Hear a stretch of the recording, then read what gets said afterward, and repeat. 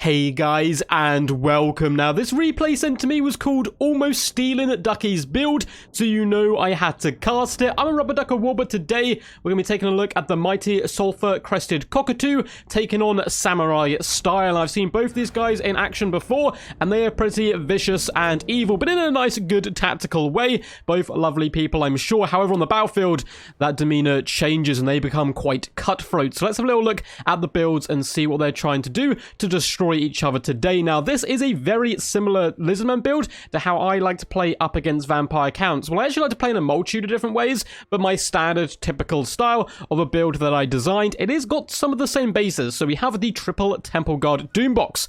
We have basic Temple Guard on this side, basic Temple Guard on the far side, and in the center, we have the Star Chamber Guardians, looking regal, beautiful, and awesome as they always do. Of course, going to be giving that Guardian to nearby heroes and lords, and we do have a big fat lord there in the center. We're also coming in with the cohort of Sotek, some little skinkies. More importantly, skink cohorts with Javelins. They do so much disgusting damage to the single entities that the vampire counts can bring. Now, a lot of inexperienced vampire count players will bomb rush in, charge down their large entities, try to snipe your Slann, all of a sudden get tied up in a load of Temple Guard, and then the Javelins are the ones which actually bring the hurt. So you definitely want to take them out first before diving in if you're a vampire count player. Now, you do also have double Basiladon's Arca Sotek in the middle here. Fantastic at getting rid of Graveguard, and not too bad in a pinch in the Monster Mash when supported by characters, lords, as well as, of course, saturated amongst Temple Guard. We have some Source Warriors in here as well, just making up the numbers. But more importantly, and probably more impressively, this is where the build does divert from my own one. Rather than having a Skink Oracle and a Slann Mage of Light, we actually have the Geltblom's Terror. Regiment of Renowned Feral Connoisseur, looking absolutely insane and pumped up, ready for action. I love his war paint on his face.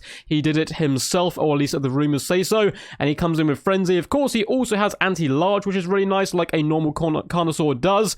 But he gets that bonus of being Vanguard deployed. Not going to be using that today, but not too much point being vanguarded up against the vampire counts anyway. Leading the battle line is going to be Lord Mazdamundi. I like this pick because you get Banishment as well as Ruination. He's going to be coming in with the net of Amantok, Harmonic Convergence, and Apotheosis. I really like the pick of the net. I think nets are massively key up against vampire counts to stop them cycle charging, because that's where a lot of the vampire count power actually comes from. Now, if we take a little glance across the sand-swept fields of battle, we can have a look at the vampire count build, and it is some pretty standard but yet good stuff. Zombies dotted all the way along, just rotten flesh, cheap, very uncheerful, not too happy to be here and get down and dirty. We then have a load of Graveguard with great weapons, 1, 2, and it just looks maybe just the 2 Graveguard, which is quite lackluster on the infantry front. We do have more skeleton spearmen. Elsewhere, though, double Black Knights guarding the flanks. One of them is Blood Knights, one of them Black Knights. The Blood Knights, of course, vastly superior in combat. Up in the skies, we do have a Terrorgeist on the right-hand side, and on the left, a Blood Dragon Vampire Lord, looking pretty regal, but at the same time, likewise, he's seems like he's waiting for dinner with his 2 little knives held out like a fork and knife. It's great to see that he is hungry for battle, and he does indeed come in with the hunger, I believe. He has a Pestilent Breath here with Invocation of Nahek, Dance Macabre, Raise Dead, and Helm Discord is always quite nice, mixed in with the Sword of Anti-Heroes and Heart Piercer, and there you go, you can see he's a hungry vampire. We have the Claw of Nagash in the back, Regiment Renowned Mortis Engine, very expensive centerpiece, but can drain the life force of many a Doombox. Quite nice to see it brought today. But without further ado, let's get this battle underway. The Lizardmen shall be taking the initiative and advancing forward. Likewise, vampire counts don't have too much potential here to kind of sit back and kite. Now, at top tier play, you will see a lot of Gaze and Nagash kind of kiting with vampire counts. But it looks like the vampire counts instead today just want to get into the meat grinder. They know there's going to be a lot of death and carnage, but hey, that's what they were resurrected for, and they can always summon more troops. Can the Lizardmen say the same? Probably not. Now, the Blood Knight's going to start to go all the way around the outside, around the outside, just trying to get in behind the enemy where possible. And then we have the Black Knights in the center as well, getting ready perhaps to cycle charge to the front. Wouldn't mind seeing them charge into the cohort of Sotek. You definitely don't want to stay in that fight, though, in a prolonged engagement. banishment, because Code of Sotek with the poison, with the AP, will be able to drag down the majority of those Black Knights. Now, the big flies in the skies also need to be looking for those big breath opportunities, raking down the flanks of the Temple Guard, particularly the Star Chamber Guardians is where I would like to see them used. Lord Mazmudi does have that Guardian pop, but in we go. The Black Knights are lanced down some of those little skinkies in the front. That is a lovely charge. They now need to get out of there as quickly as possible, because the Co of Sotek and Pop refuse to die, and with an Arc of Sotek fighting in the mist. We're coming with our first big breath attack of the day. Unfortunately, a little bit too close to the Star Chamber Guardians, so went down rather than along, only catching a couple of models. You can see those Skink Javelins already starting to add up. Decent HP damage being dripped off that Blood Dragon Vampire Lord. We do have the Blood Knights in the back, looking to re-attack the Skinks. Fantastic play. We want to get these guys off the field as quickly as possible, and that is certainly one way to get rid of a load of Skinks with a glorious charge. We do get a second big old attack, I believe, go down the Skink cohort's not doing too much. Claw of Nagash does jump in, and now this is the trap. The Blood Dragon Vampire Lord comes in for the snipe potential on the Arc of Sotek. It simply tanks it, and the Gelblom Terror comes racing in, but there is a Helmet Discord trying to even the playing field a little bit. Surely the old ones goes down, and that Blood Dragon Vampire Lord, if he didn't have the Helmet Discord, would probably be dead right now, but is currently going down to about a third HP with those Skink cohorts Javelins, just adding on even more firepower. Now the Claw of Nagash doing the Lord's work on the right hand side, getting rid of some of these Skinks and supporting the zombies. Graveguard have started to push up as well, but wherever the Graveguard go, that's where the Arc of Sotek must follow, because they're so good at deleting the infantry. Big Fat Banishment does go down on the Graveguard, and they were that central anchor to this Vampire Count build, and it's just getting absolutely lit on fire and dumped in a dumpster, with the Graveguard not having it too good a day there. Now, the Blood Dragon Vampire Lord is swooping up high, a big fat breath attack aiming to take down the Gelblom Terror, who does get quite a nice counterpunch coming in with the Apotheosis, trying his best to beat back the Claw of Nagash, which is now surrounded by all the single entities, as well as Lord Mazdamundi. That Claw of Nagash needs to get out of here as quickly as possible. We do get an Overcast Invocation Heck, a bit of a miscast there as well, but the healing certainly is nice. And the Terrorgeist swoops in, trying to cycle charge, but look at this absolute flustercluck of Lizardmen troops. You try to charge in here to snipe one thing, and all the big monsters turn around and start beating the living crap out of you. They protect the pack, and the Terrorgeist is certainly not one of them, getting ripped to shreds here. Rotten flesh probably isn't too good for the Bastiodon's tummy, but it will be good for their battle rep. Now, the Saurus Warriors are chewing apart the zombies on the flanks. Nice isolation here by the Vampire Count player. This is something you certainly need to do up against the Lizardmen. Pick apart their Temple Guard. Don't let them fight together. Then you jump them, destroy them with overwhelming firepower.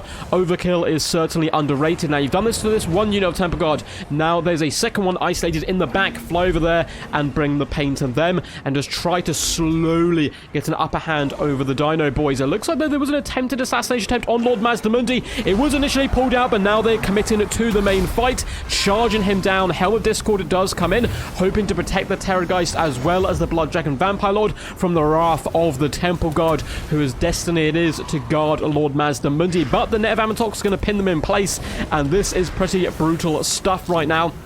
We get a Ruination go down, ripping apart zombies and Black Knights alike. Not the greatest cast of all time, but hey, it's good to get the spells out where you can. And the Temple Guard, including the Star Chamber Guardians, doing some nice work now on that Blood Dragon Vampire Lord, who's looking not too unhealthy. The Terrorgeist, on the other hand, not having quite such a good time. Gelblom Terror really pounding it down, stomping the ground as snakes slither around the rotten flesh, poisoning and weakening the beast connection to the realms of magic, making it disintegrate, and down it goes. And with one down, that has certainly put the Lizardmen in a really dominant position. We do have those Temple Guard as well as Skink cohorts over on this right-hand flank who do need to come back into the fold. They're trying to deal with some Black Knights at the moment. However, now the Claw of Nagash still does have potential to carry alongside the Blood Dragon Vampire Lord as a big breath attack comes down. Once again, trying to snipe out the Gelblom Terror, but they're so clustered together, it's really hard to actually get a decent connection on anything. Big Fat Banishment does come down. There's a ridiculous amount of friendly fire to those poor Saurus Warriors, but don't worry, lads, it's part of the great plan, as it was also going to finish off the Graveguard as well as some zombies.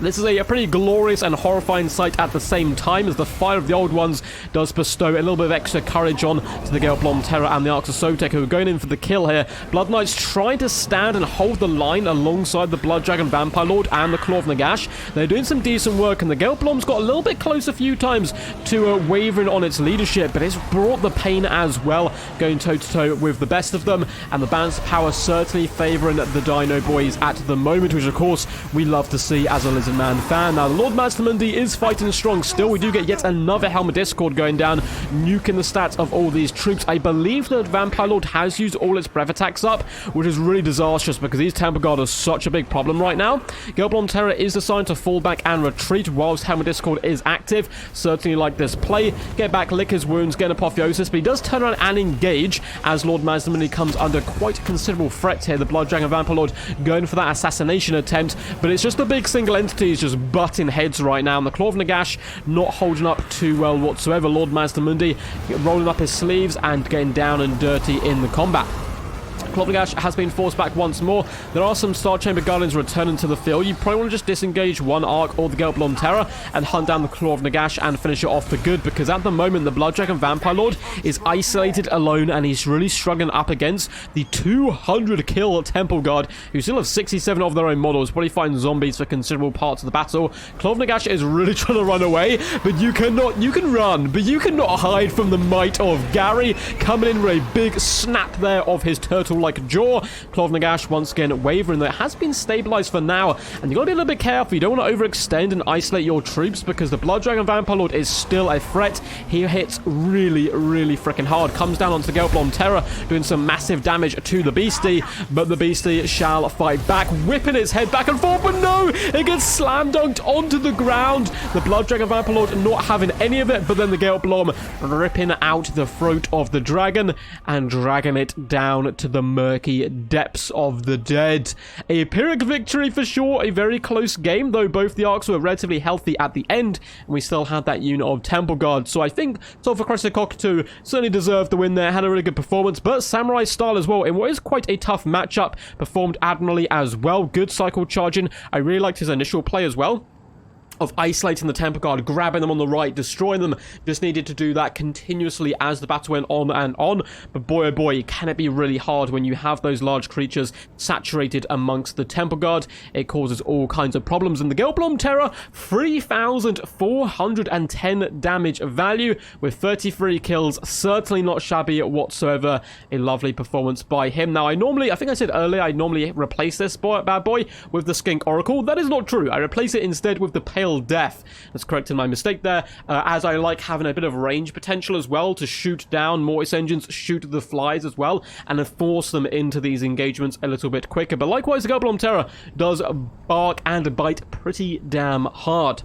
Hope you guys enjoyed this one. I'll delve into the kills, damage dealt, damage value, and all that stuff in a second. But if you guys enjoyed this video, make sure to leave a big fat juicy thumbs up. Subscribe as well to the channel. Did you know it is a fact 115% of my viewers do not subscribe to the channel? Now, if you can't figure out those maths, just subscribe, and trust me, we'll go through it in a future video, and I'll help you guys out with it. Also, comment down below what you thought of the battle. Bucket ton of links in the description.